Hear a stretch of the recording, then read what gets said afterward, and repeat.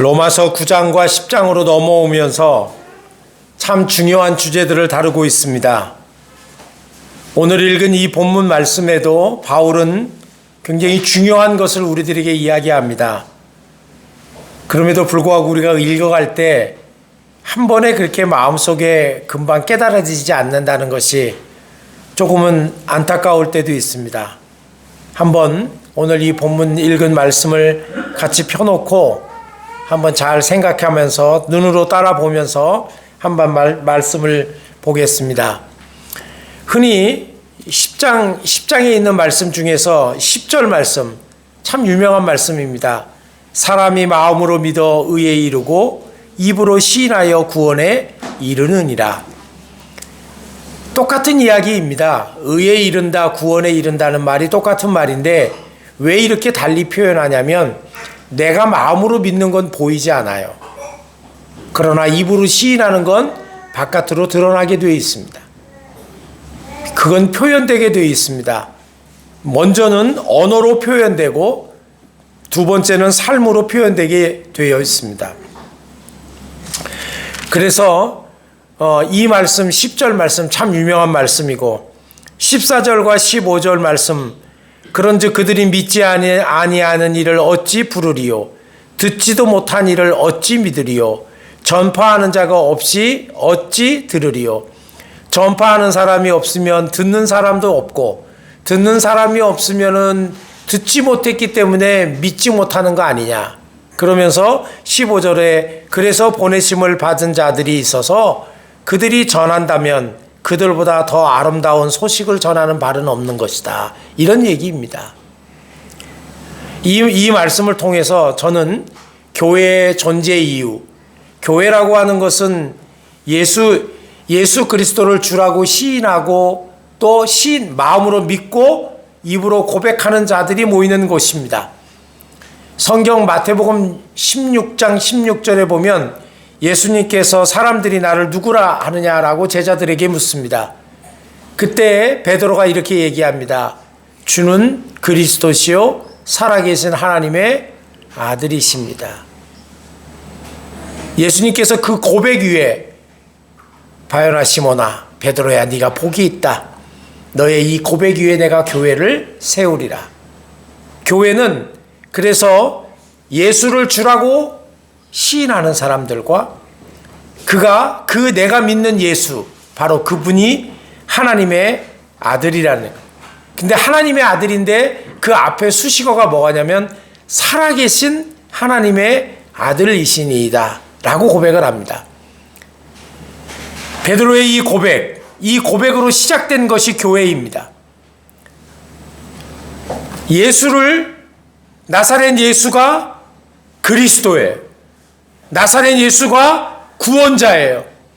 동정녀의 몸에서 태어난 나사렛의 예수, 물론 베들레헴에서 태어나셨지만 나사렛이라고 하는 후진 동네에서 목수의 아들로 절대 금수저가 아닌, 그러나 그분은 인간의 몸을 통해서는 오셨지만 인간과 같은 죄를 짓지 아니하시는 하나님의 아들이시고 아들로 표현되었지만 그분은 하나님이시고 죄가 없으신 그분이 바로 나의 구세주라는 거예요.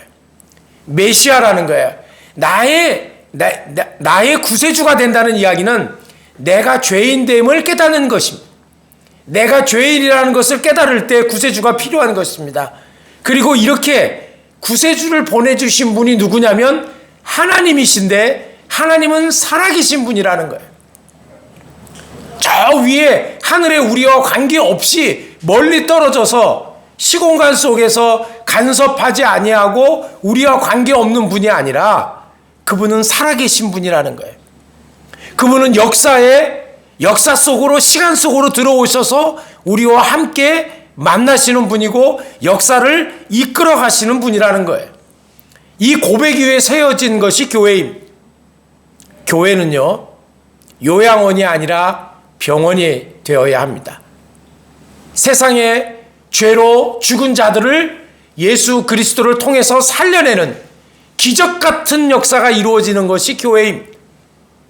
그 살림받은, 살아남을 받은 우리 한 사람 한 사람들이 세상 속에서 살아가면서 죄의 본성 때문에 죄를 짓고 쓰러지고 넘어지고 다치고 문제 앞에서 좌절하고 슬럼프에 빠져 있는 그런 한 사람 한 사람들이 교회에 나와 예배를 통해서 고침을 받고 그리고 다시 세상 속으로 돌아가게 하는 것이 교회의 사명입니다. 병원이 아무리 좋아도 병원에서 평생 사는 사람은 없습니다. 병고침을 받으면 다시 삶 속으로 돌아갑니다. 그게 병원의 역할입니다. 병원은 병자를 고치는 곳입니다. 물론 세상의 병원은 죽은 자를 살려내지는 못합니다. 병자를 고치는 역할을 하는 게 병원입니다. 병원에 가면 의사가 있습니다. 의사가 될 때 히포크라테스 선서를 합니다. 의성이라고 또 의학의 아버지라고 그러는 히포크라테스가 히포크라테스의 그 정신을 이어받아서 선서를 하는데 그 선서가 어찌 보면 교회 안에서 신자됨이 무엇인지를 생각하게 하는 구절과 상당히 많이 은유적으로 비슷하다는 것입니다. 이렇게 시작된대요. 저는 의사가 아니라서 해본 적이 없습니다. 이제 의협에 종사하는 일원으로 인정받은 이 순간 나의 생애를 인류 봉사에 바칠 것을 엄숙히 서약하노라. 나의 은사에 대하여 존경과 감사를 드리겠노라. 이 은사는 자신에게 의수를 가르쳐 주신 분을 얘기하는 거예요. 우리가 얘기하고 있는 gift 또는 탤런트 이런 은사, 성령의 은사가 아니라 나에게 이 기술을 가르쳐 주신 분. 우리에게는 누구입니까? 예수 그리스도이십니다. 우리에게 사랑을 보여주시고 그 사랑을 실천하시고 그 길을 함께 가자고 내 손을 붙들고 계신 그분을 존경하고 그분에게 감사를 드려야 합니다. 두 번째로 나의 양심과 품위로서 의수를 베풀겠노라. 여러분, 양심과 품위, 이것은 인간의 인간됨 아닙니까? 인간이 양심을 잃어버리면 추한 동물과 다를 게 없습니다. 인간이 품위를 잃어버리면 도대체 무엇이 다른 동물들과 인간을 구별하는 기준이 되겠습니까? 저는 우리 교회에서 끊임없이 얘기합니다. 너블리스한 크리스찬이 되라. 무지하고 무식하고 다른 사람들을 배타적인 존재와 수단으로 여기고 그 어떤 것도 하나님의 지식에 거하지 아니하면서 그저 입술로만 예수 그리스도를 믿는다고 해서 죽으면 천당 갈 것이라고 생각하는 그런 값싼 은혜에 사로잡힌 그리스도인이 아니라 누가 말하지 않아도 나에게 맡겨진 은사대로 하나님 앞에 재능을 기부하며 교회 안에서 내 몫을 감당하며 신분에 따라서 지위에 따라서 수입의 많고 적음에 따라서 분배되어지는 회비가 아니지 않습니까? 이것은 하나님 앞에 나에게 이 길을 보여주신 그 예수 그리스도에 대한 구원의 은혜에 감사하여 드리는 거잖아요. 모든 것이 다. 여러분, 그런 게 품격입니다. 신앙도 똑같은 것 같아요. 히포크라테스 선서처럼. 세 번째는 이런 선서입니다. 나의 환자의 건강과 생명을 첫째로 생각하겠노라. 우리는 무엇을 첫 번째로 생각합니까? 때에 따라서는 나 혼자 구원받고 천당 가는 것만 생각하지만 한편으로 나로 인해서 실족받을 사람들, 나에게 있는 이 생명이 다른 사람의 거침돌이 되면 안 되잖아요. 오늘 본문에 보면 왜 이스라엘 민족들이 실패했는가를 이야기를 해요. 바울이 누구든지, 여기에 뭐라고 얘기하냐면 누구든지, 여기 11절을 보면 누구든지 그를 믿는 자는 부끄러움을 당하지 아니라 13절에 누구든지 주의 이름을 부르는 자는 구원을 얻으리라. 그런데 왜 그게 이스라엘 민족에게는 임하지 않고 지금도 이스라엘 민족들은 예수를 구세주라고 믿지 못하는 그런 유대교에 머물러 있는가? 그들은 하나님의 하나님 앞에서 구원을 자신들의 의로운 행동으로 이룰 것이라고 생각을 한 거예요. 바울은 그걸 본 거예요. 아니다 이거예요. 너희들이 아무리 너희 행동으로 하려고 해도 그것으로서 구원을 얻을 수 있는 길은 없다. 예수 그리스도를 믿고 그분을 인정하고 그분이 주시는 은혜를 따라 살아갈 때 어찌 보면 비슷해 보이지만 출발이 엄격하게 달라요. 하나는 내 의로 이루겠다라고 하는 자기중심적인 신앙이고, 하나는 예수 그리스도를 믿고 그분을 의지하며 가는 신앙이에요. 어떻게 똑같을 수 있습니까? 살아가는 모습은 비슷해 보여도. 무엇을 첫 번째로 생각합니까? 여기 보면 환자의 건강과 생명을, 우리는 무엇이 첫째입니까? 저 개인적으로는 그런 생각을 해요. 한 사람의 신앙인으로, 목사이기 전에 한 사람의 성도로 다른 사람에게 폐가 되면 안 되지 않느냐, 나로 인해서 거침돌이 되면 안 되지 않느냐. 사람이 완벽할 수는 없어요. 누군가가 나를 보면서 에이 저렇게 하려면 내가 왜 해, 이런 말은 안 들어야 되지 않겠냐. 그렇다고 해서 늘 존경스러운 행동은 다 할 수 없지만, 그래도 누군가가 나중 믿은 사람이 먼저 믿은 나를 보면서 나 집사님 따라가고 싶어, 나도 집사님처럼 되고 싶어, 이런 말 평생에 한 번만 들을 수 있으면 성공한 거예요. 성공한 거예요. 여러분, 신앙이 뭐 크게 대단한 겁니까? 우리가 신앙생활하면서 누군가가 나도 집사님처럼 하고 싶어, 이 말 한 번만 듣게 한번 행동해 보십시오. 아니 그렇게 살아보십시오. 아니 그렇게 신앙생활 하십시다. 뭐 그렇게 중요한, 뭐 그렇게 많은 조문들을 따라가면서 줄줄줄줄 외우고 가야 된다고 생각합니까? 뭐가 그렇게 신앙이 그렇게 힘들다고 생각하십니까? 네 번째로, 나는 환자가 알려준 모든 것의 비밀을 지키겠노라. 이거는 뭐 변호사 서약에도 나오는 거고, 우리는 너무 입이 싸. 너무 입이 싸.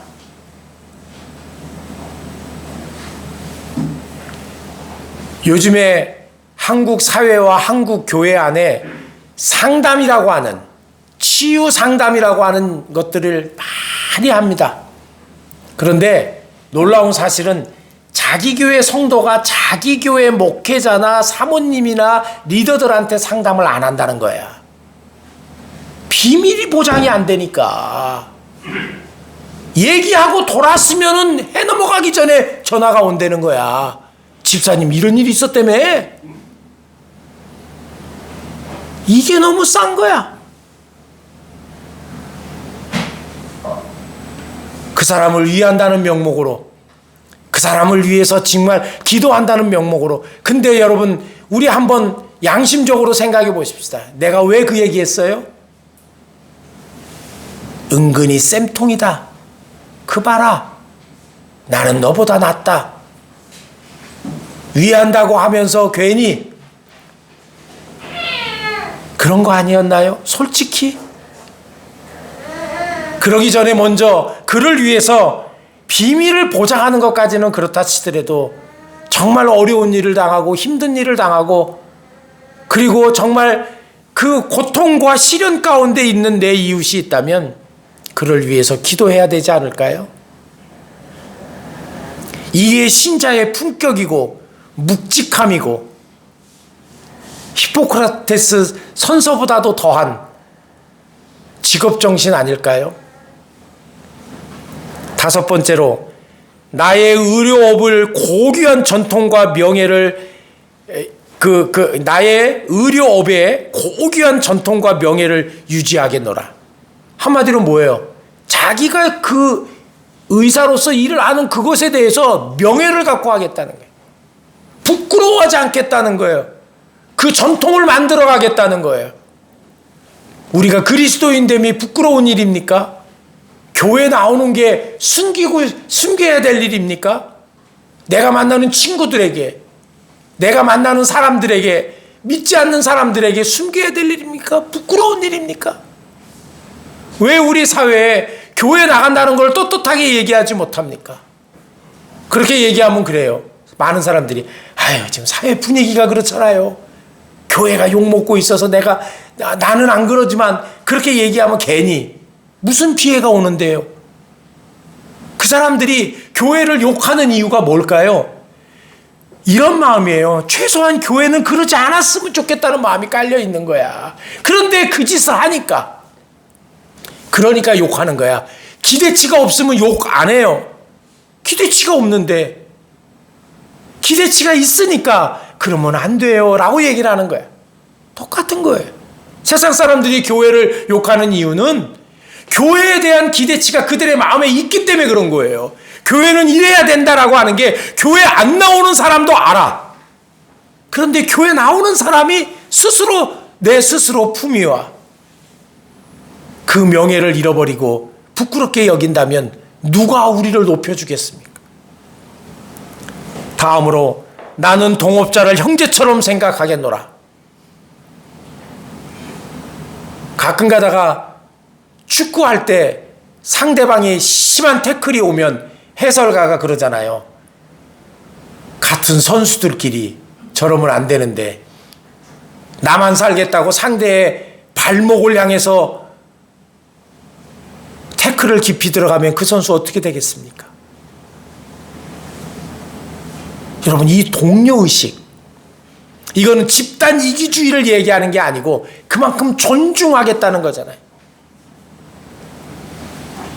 이 공동체의식, 내 교회만 나오는 사람을 좋아하는 게 아니고 그리스도의 신앙을 가진 이들을 존중하겠다는 거잖아요. 이건 연합의 정신이고 이것은 그들을 사랑하는 거잖아요. 다음으로 나는 인종, 종교, 국적, 정당, 정파 또는 사회적 지위를 초월하여 오직 환자에 대한 나의 의무를 지키겠노라.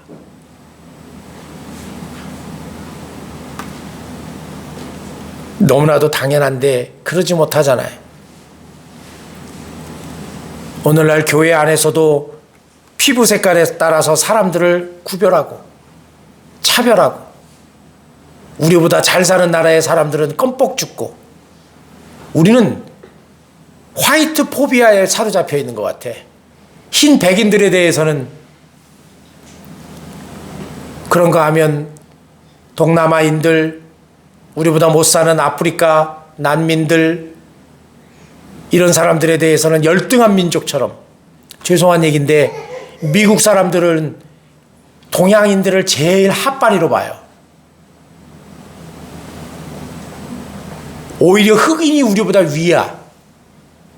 중남미의 히스패닉, 멕시코 뭐 이런 데를 중심으로 한 그 중남미에 있는 그 사람들보다도 우리를 더 밑으로 봐요.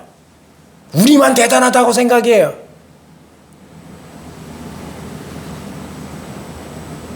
교회 안에서 이런 인종차별적인 나와 생각이 다르고 여기 정당과 정파, 여러분 우리는 정치적인 성향이 다 다르잖아요.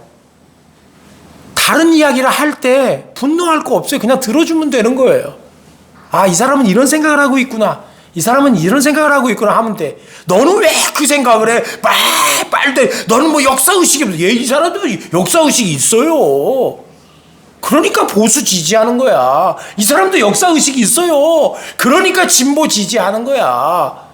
사회는 그렇게 구성되는 거예요. 교회 안에서도 그렇게 구성되는 거예요. 아, 우리 목사님 이상해. 그럴 필요 없어요. 나 이상해요, 원래. 원래가 아니지만. 그러니까 그 다름을 인정하자는 거예요, 다름을. 그러나 존중하자는 거예요. 다음으로 나는 인간의 생명을 수태된 때부터 더없이 존중히 여기겠노라. 실제로 이렇게 선서하지만 의사들도 안 하잖아. 불법 낙태. 태어나는 아이들보다 이 낙태 수술을 받아서 죽는 아이들이 더 많아요. 이게 현실이야.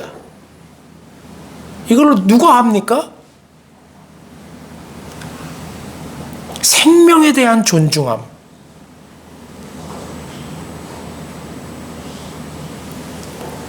비록 위협을 당할지라도 나의 지식을 인간이 살아가는 길, 인도에 인간이 마땅히 추구해야 되는 그 길, 인도에 어긋나게 쓰지 않겠노라. 이건 자존심이잖아요. 지식인이라는 게 뭐예요? 애국이라는 게 뭐야? 아무나 애국할 것 같아요? 일제시대 때 아무나 애국 다 했습니까? 그저 모든 사람들은 어쩔 수 없이 시류에 따라 살 수밖에 없었어요. 살아야 되니까. 그때 애국운동을 하면서 나라를 되찾고 자유를, 해방을 아무나 하는 거 아니지 않습니까? 이상의 서약을 나의 자유의사로 나의 명예를 받들어 하노라. 이게 뭐예요? 자유의사 뭐예요? 자유의지잖아. 여러분 신앙 누가 끌고 가요? 절대 제가 못 끌어요. 여러분들 여기 앉아있는 여러분들은 우주보다 더 귀한 분들이야. 한 분 한 분들이 다. 여러분들이 결단하는 거예요. 하나님의 말씀을 듣고 깨닫고 여러분이 결단하는 거예요. 제가 끌고 가는 거 아니에요. 저는 보여주고 가르쳐주고 나도 부족하지만 함께 갈래? 함께 갈까요? 이 길이 옳은 길인 것 같아요. 저는 끊임없이 외칠 뿐이에요. 자유의지로 자유의사로 나의 명예를 받들게 하노라. 여러분 우리 교회가 추구하는 하나님 앞에 받은 그 은사, 생명, 물질, 재능 그 모든 것들을 하나님 앞에 그 어떤 형태로든지 간에 하나씩이라도 드리자라고 하는 게 히포크라테스 선서의 마지막이잖아. 이게 신앙의 엑기스인 거예요. 뭐라도 한 가지 내가 하고 있다라고 하는 것은 내가 그 생명, 이 교회라고 하는 이 생명체, 살아있는 생명체잖아요. 그리스도는 그러니까 주는 그리스도시여 살아계신 하나님의 아들이다라고 했을 때 이 살아계심의 주체이신 하나님께서 살아있는 이 사람들의 모임을 만드신 이 교회 안에서 내가 살아있는 그 세포 속에 한 세포로 존재한다는 거야. 교회는 살아있는데 나는 그 세포 속에서 활동하지 못한 죽은 세포라면 참으로 슬픈 일입니다. 나는 그래서 우리 교회 안에서는요, 어떤 일이든지 간에 한 가지씩 해라. 그게 바로 내 자신이 사는 길이기 때문에 그런 거예요. 나는 관계없어요.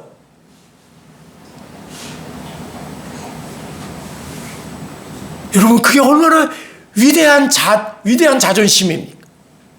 이건 돈으로 갚을 수 없는 거잖아요.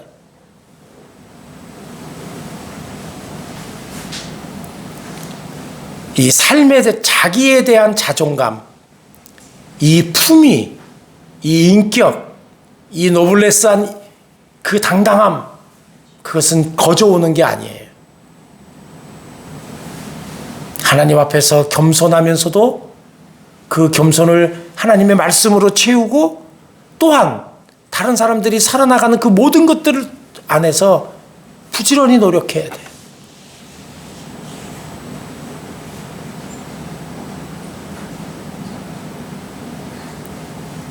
다른 사람하고 똑같이 자고 똑같이 놀고 똑같이 먹고 똑같이 하고 싶은 거 다 하는데 어떻게 다른 사람보다 멋지고 지성적이고 다른 사람 앞에 매력적인 존재가 되겠습니다. 저는 품위는요, 매력이라고 생각해요. 뭐가 품위야? 아무리 내가 품위 있어도 내 주변에 아무도 사람이 머물러 있기를 싫어하면 그게 무슨 품위야? 그거는 교만이지. 품위 있는 사람, 매력이 있어야 돼요. 풍기는 향이 있어야 된다고. 한번 잘 보세요. 이 개인주의화되어 있는 사회 속에서 나는 누군가와 함께 있으면 그 사람들이 나로 인해서 즐거워합니까? 재밌어 합니까? 더 있고 싶어 합니까? 내가 가려고 하면 조금 더 있다가 붙잡고 밥 사줄게. 점심까지 점심 먹고 차 먹으면서 한참 얘기했는데 가는 게 아쉬워서 저녁도 먹고 가, 내가 사줄게, 이럽니까? 아니면 자꾸 시계 보면서 딴짓하고 눈 껌뻑이고 이럽니까?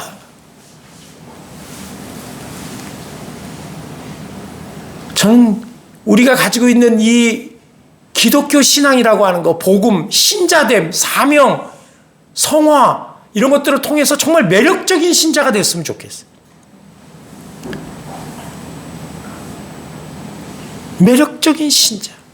그 옆에 가면 그냥 있고 싶은 사람 있잖아요. 더 오랫동안 머물고 싶은 사람 있잖아요. 끌어당기고 싶은 사람 있잖아요. 그런 사람은 성공하는 거예요, 세상에서도. 뭐 세상에서 어떻게 성공하느냐, 그건 중요한 게 아니에요. 그렇게 여러분 보세요. 이 히포크라테스 선서를 한 이유는 제가 한번 읽어본 이유는, 교회는 요양원이 아니야. 왜 교회 안에 들어와서 여기서 왜 이 안에서 말썽을 부리냐고. 교회는 병원이야. 고침받았으면 가. 세상을 향해 가라고. 가정을 향해서 가라고. 불신자를 향해서 가라고. 학교를 향해서 가라고. 안 믿는 사람을 향해서 가라고. 가서 오늘 10장 14절에 얘기했잖아요. 믿지 아니하는 이들이 어찌 부르고, 듣지 못한 사람이 어찌 믿고, 전파하는 자가 없는데 어찌 들으리요, 그랬잖아요. 뭐 해야 돼요? 알려야죠. 말로 알리는 것도 중요하지만 그런 매력을 발산해야 될 거 아니에요. 매력을 발산할 수 있는 크리스찬 되면 어디를 가도 전도는 돼요. 주님이 뭐라고 그랬어요?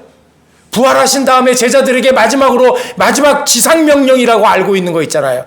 마태복음 28장 18절부터 20절에 보면, 한번 제가 읽을 테니까 곰곰이 들어보세요. 예수께서 나와 말씀하여 이르시되 하늘과 땅의 모든 권세를 내게 주셨으니, 우리에게 준 게 아니고 하늘 삼위일체 하나님이 나에게 줬대. 주님이 내게 주었으니가 아니야. 잘 읽어야 돼. 내게 주셨으니, 그러므로 이제 명령하는 거야. 그 나에게 모든 권세를 준 그분, 죽음의 권세조차도 깨뜨리고 부활하게 하신 그 아버지 하나님의 권세를 나에게 줬다는 거야. 세상을 심판하시고 세상을 다시 완전히 리크레이션 하실 수 있는 분, 새롭게 하실 수 있는 그 권세를 주신 그분이 제자들에게 이렇게 얘기해. 그러므로 너희는 가서 모든 민족으로 제자를 삼아. 제자 삼으래요. 제자 삼는 게 교회의 존재 이유예요. 아버지와 아들과 성령의 이름으로 세례를 베풀고, 똑같은 얘기잖아요. 믿게 하라는 거예요. 교회의 존재 이유가 그거예요. 내가 너희에게 분부한 모든 것을 가르쳐 지키게 하라. 삶이잖아요. 인격이잖아요. 성화잖아요. 품격이잖아요. 매력이잖아요. 볼지어다 내가 세상 끝날까지 너희와 항상 함께 있으리라 하시니라. 너희들이 그 사명 감당하면 내가 너희와 함께 있겠다, 보호하시겠다는 거예요. 그것은 우리가 생각하는 형통의 길만이 아니라 하나님께서 우리를 보호하시고 우리 생명 아신다는 거예요. 하나님이 아신다는 거예요. 보호하신다는 하나님이 아신다는 거예요. 하나님이 아시는 거예요. 이 하나님이 아신다는 말이 얼마나 큰 위로가 돼요. 여러분, 하나님이 아셔요. 지금 여기에 어떤 마음으로 앉아있는지 하나님이 아신다고요. 내가 어떤 마음으로 봉사하는지 하나님은 아신다고요. 내가 어떤 마음으로 다른 사람을 위하는 것처럼 그의 비밀을 은밀하게 얘기하는 것을 하나님은 알고 계신다고요. 하나님은 아신다고요. 다른 사람 앞에서 변명을 할 수 있어. 내가 그를 위해서 그럴까요? 이렇게 교회는 주님의 마지막 부탁을 수행하는 곳입니다. 이렇게 하려면 오늘 이 본문 앞에 9장에서 바울이 뭐라 그러냐면, 그러려면 교회가, 신자가 어떤 삶을 살아야 되냐면, 교회는요, 신자는 사람을 사랑하고 살리는 곳이라는 거예요. 고치는 곳이라는 거예요. 심지어는 같은 유대인인데, 같은 이스라엘 민족인데 자신을 구박하고 때리고 옥에 가두고 죽이려고 하는 사람들조차도 사랑해야 된다는 거예요. 그러면서 뭐라 그래요? 내가 형제들에게 복음을 전파한 후에 내가 오히려 해를 당하도, 내가 죽임을 당해도, 내가 버림을 당해도 난 괜찮다. 난 괜찮아. 내 형제들이 구원받아. 어떻게 그럴 수 있어요? 교회는 그런 곳이라는 거예요. 신자는 그러해야 된다는 거예요. 그리고 교회는 이 일에 목숨을 걸어야 된다는 거예요. 왜? 주님의 명령이죠. 교회는 존재해야 되는 이유가 큰 교회를 져서, 여러분 큰 교회 예쁘죠. 들어가면 뭐 진짜 모든 시설이 원스톱으로 되어 있는 교회들 요즘에 많습니다. 엘리베이터 쫙 내리면 교회 착 들어가면 모든 게 전자 시스템으로 돼요. 얼마나 멋지고 좋아요. 아이들을 위한 프로그램 멋진 거 다 있어요. 교회는 요양원이 아니라니까. 교회는 건물이 없어도 교회예요. 자, 교회는요 이렇게 주님의 명령을 붙들고 죽어가는 사람을 살리고 그 살려낸 사람을 사랑하고 나를 미워하고 증오하는 사람까지도 사랑하는 사람들이 모이는 곳이 교회야. 뭐 더 이상 할 말이 있겠어. 근데 오늘날 우리 삶은 뭡니까? 서로 파당을 짓고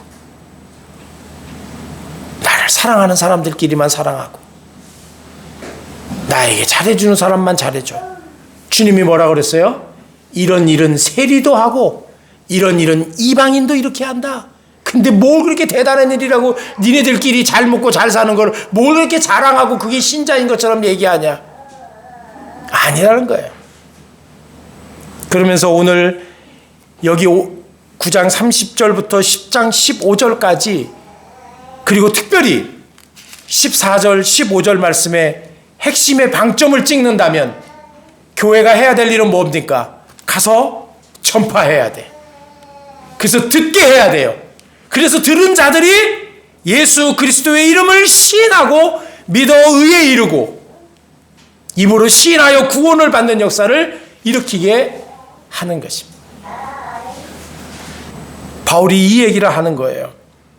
그래서 우리는요 끊임없이 오늘 본문을 통해서 다시 한번 우리가 우리 마음속에 새겨야 될 일은 우리는 교회의 이 사명, 의사가 히포크라테스 정신을 끝까지 붙들고 살아남는 의사가 존경받는 의사인 것처럼 우리는 잊지 말고 설립기념일 지난주에 보냈다고 까맣게 잊어버리지 말고 우리 교회가 존재해야 되는 이유, 예수 그리스도의 사랑의 정신을 실천하고 제자들을 만들 뿐만이 아니고 내가 먼저 제자가 되는 거예요. 내가 먼저 주의 신실한 제자가 돼서 함께 제자를 만들어가는 그런 교회, 그런 사명을 다하는 교회가 되어야 합니다. 그리고 두 번째는요, 이 바울은 왜 이스라엘 사람들이, 유대인들이 구원을 못 받는가? 왜 예수님이 그들에게 거침돌이 되는가? 그 원인을 정확하게 파악했어요. 우리가 한 사람의 영혼을 살리려면 영혼을 정확하게 판단해야 돼. 진단할 줄 알아야 된다고.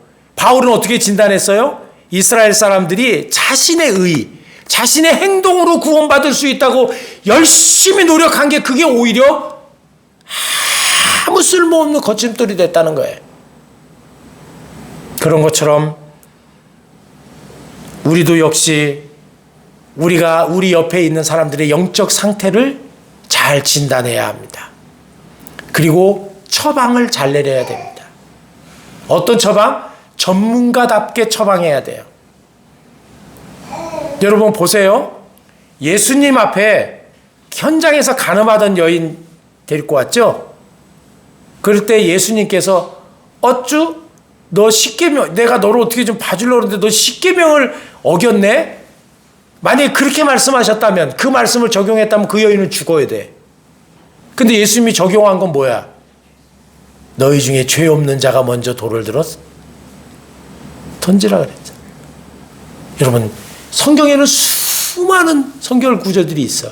그것을 어떻게 그 상황이 영적 진단을 하고 그 사람에게 적용하고 그 사람에게 그리고 나에게 그것을 그 말씀을 적용하느냐에 따라서 결과는 완전히 달라져. 죽을 수밖에 없는 사람이 살아나잖아. 그래서 말씀의 전문가가 되어야 되는 거예요. 또다시 강조합니다. 말씀을 읽어야 합니다. 말씀을 묵상해야 합니다. 특별히 우리 자녀들, 여러분들이 지금 하고 있는 그 인터넷에 쏟아붓는 시간의 10분의 1만 하루에 성경 보십시오. 여러분 인생이 달라집니다. 하나님이 놀랍게 여러분들을 붙들고 가는 경험을 하게 될 것입니다. 그런가 하면 오늘 10장 15절 말씀처럼 보냄을 받지 아니하면 어찌 전파하리요. 기록된 바 아름답도다 좋은 소식을 전하는 자들의 발이여 함과 같으니라. 우리는요, 이 교회가 끊임없이 죽은 자를 살려내는, 이것은 전도의 의무고 선교의 의무예요. 그걸 위해 교회는 존재하는 거예요. 그래서 우리는 끊임없이 그 일을 위해서 아낌없이 우리의 가진 것들을 쏟아부어야 돼요. 전주에는 안디옥 교회라고 하는 유명한 교회가 있는데, 그 안디옥 교회는 교회 예산의 60%를 선교하는 데 써요. 어마어마한 돈을 씁니다. 그런데 그 교회는 그 자체적으로 교회 안에서 부서들이 움직일 때 예산을 하나도 안 줘. 자체적으로 기도하고 알아서 하라는 거예요. 그 일에다만 쏟는 거야. 어마무시한 사람들의 선교사들을 파송했어요. 세계 곳곳에 교회를 세우고 그곳에 예수 믿는 사람들을 제자 만드는 일에 위대하게 사용되고 있어요.